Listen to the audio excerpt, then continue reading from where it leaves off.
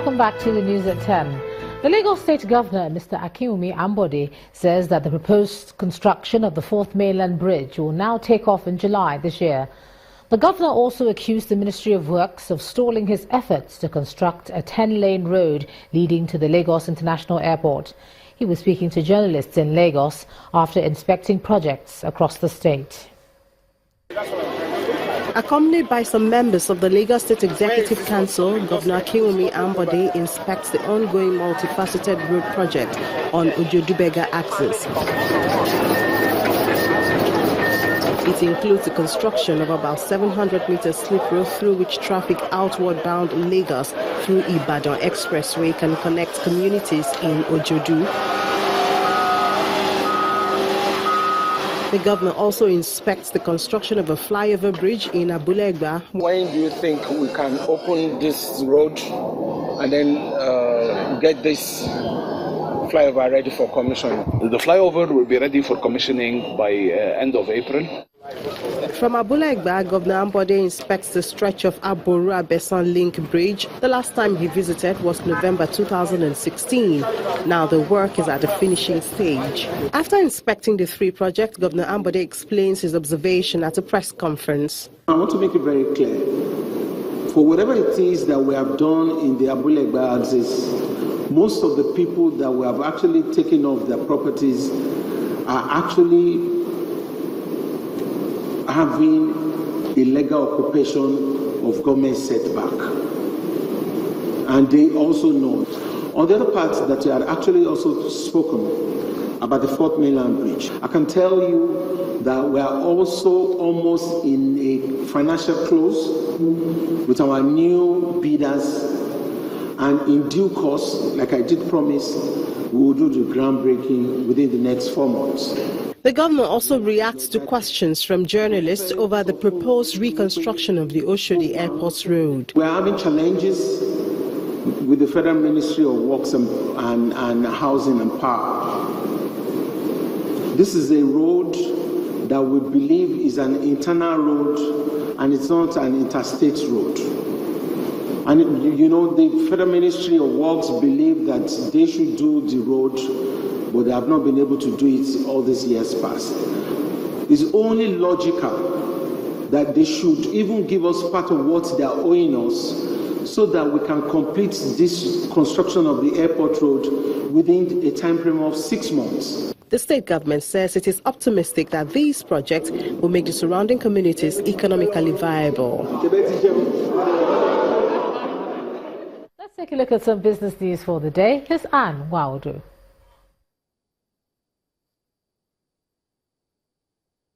You first. First Bank.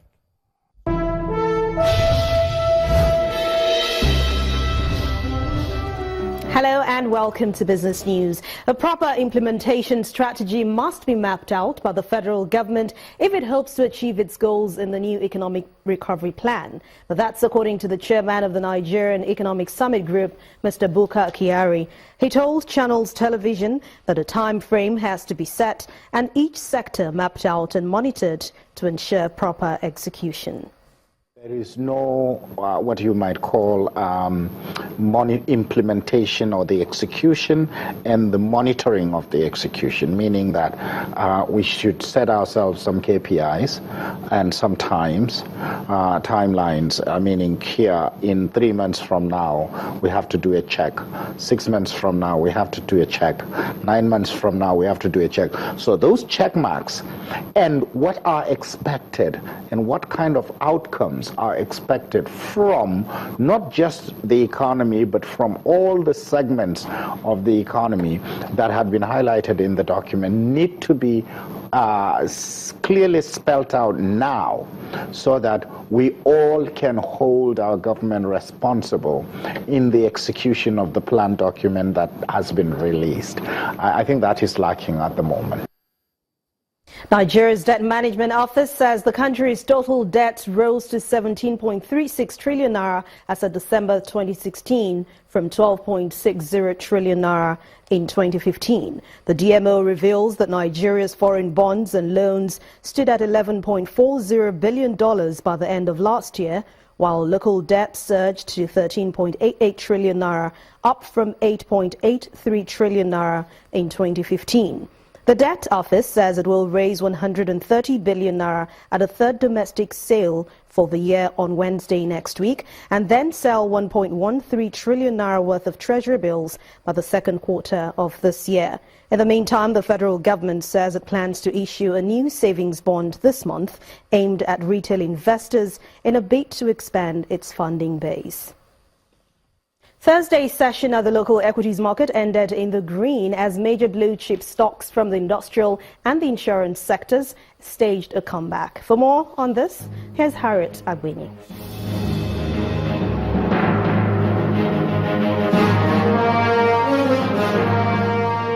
Thursday's trading session on the Nigerian stock market witnessed a rebound of 0.74% in the broad index, while total market value rose by about 7 billion naira to 8.71 trillion naira following price recovery by some market bellwethers.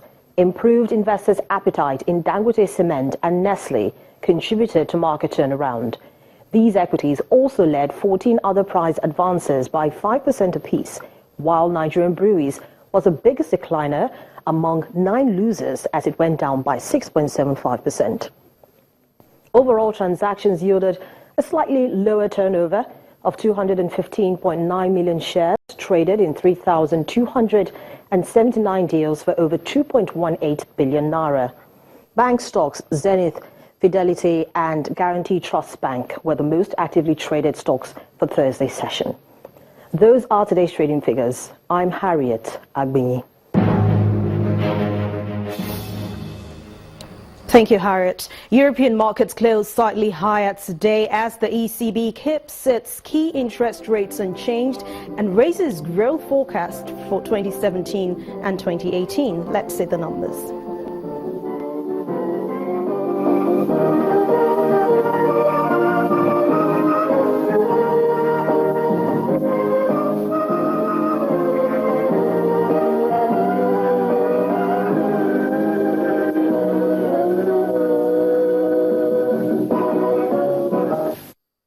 Thank you for watching Business News Tonight. I'm Anne Nwawado. It's back to you, Gemma. You first. First Bank. Thanks a lot, Anne. Nigerian Breweries has unveiled its upgraded multi-billion naira ultra-modern facility in Ota, local government area of Ogun State. Unveiling the facility, the management said the project is proof of the company's confidence in the Nigerian economy.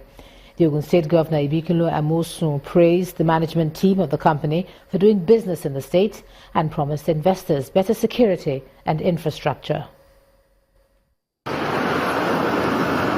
Located along kilometer 38 Lagos-Abeokuta Expressway is the Nigerian Breweries facility. The upgraded state-of-the-art facility is now fully automated. It has an installed capacity of about 36,000 bottles per hour and 72,000 crates of non-alcoholic beverages per day. We would have invited people to invest. It's not out of place as management, staff, distributors and even the Ogun State Governor Ibikunle Amosun gather for the unveiling ceremony. We have invested heavily and significantly to upgrade the facilities at this brewery to the world-class standards befitting a brewery in Heineken Group.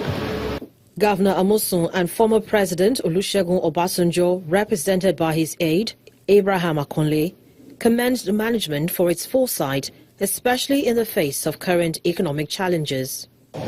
This project, on the other hand, is an enviable step which will facilitate the attainment of a self-reliant and self-sustaining economy. By this feat, you have shown that you are not just a partner in progress, but a dependable ally in the realization of our 5 cardinal program for the good people of our dear state. I want to commend Nigerian Breweries PLC for reposing such confidence in the Nigerian economy by making such investment in the country. In its over 70 years of operations, the brewery firm has continued to satisfy its numerous consumers and makes a promise for better days ahead.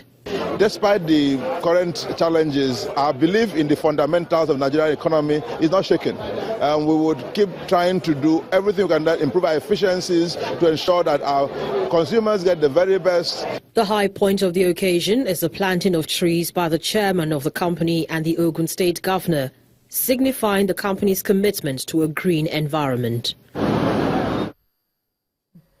An alumni association of the MTN Foundation Scholars Scheme has been inaugurated in Lagos following the graduation of over 1,000 beneficiaries from various tertiary institutions. The ceremony attracted top officials of the MTN Foundation as well as scholars of the foundation resident in the southwest of the country. For the chairman of the MTN Foundation, this is a notable stride in the life of the organization. The inauguration of the MTN Foundation Scholars Alumni gets underway, and beneficiaries from the Southwest are gathered to make the occasion memorable. Also present are MTN bigwigs who have ensured this foundation got off on a sound footing, having successfully reached out to 3,000 beneficiaries. The chairman of the foundation puts this in perspective. This conference is aimed at providing critical information and assistance to all students who have benefited from the MTN Foundation scholarships. It's been a life-changing experience for those who have been touched by the foundation, 1,030 of whom have graduated, including some visually impaired. At this moment in your life, you're on the right track.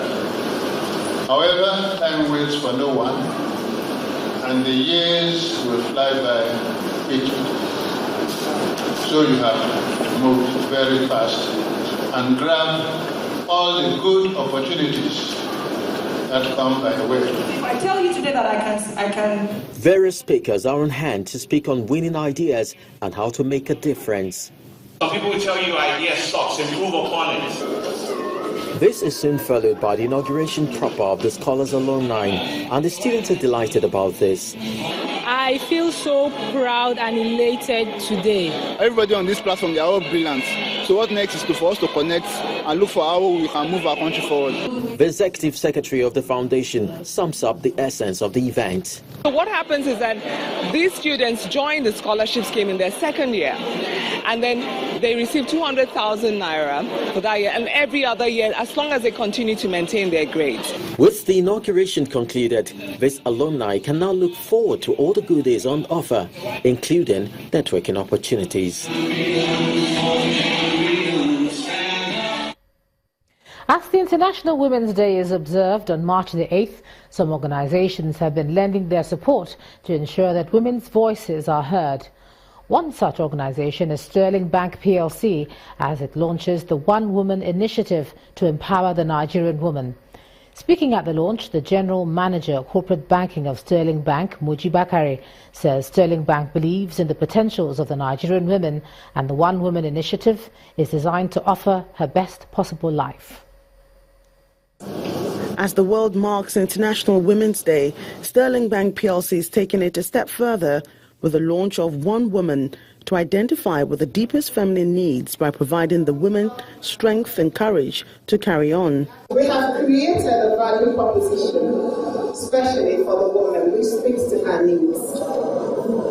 We have chosen this special day to launch our One Woman. In order to give support to the female gender to become a fulfilled woman, Sterling Bank PLC has identified various ways of providing financial security. These include the One Woman Medical Finance, community website, entrepreneur, and many others. At Sterling Bank, we are moved not just by the statistics before us, but by the stories we experience every day, to make a difference in the lives of women through financial access. The program moves into a panel session with the theme, Leaving a Legacy. As Sterling Bank launches the One Woman platform, what are the benefits for the Nigerian woman? We have a finance product which looks about the healthcare, is Sterling Maternity Medical Finance product. The Sterling Maternity Medical Finance product takes care of you during childbirth. It also takes care of, do you want to do IVF if you're having issues having children? And a lot of problems women have is actually having the finance to be able to do that. It's a product, that caters to every aspect of a woman's life.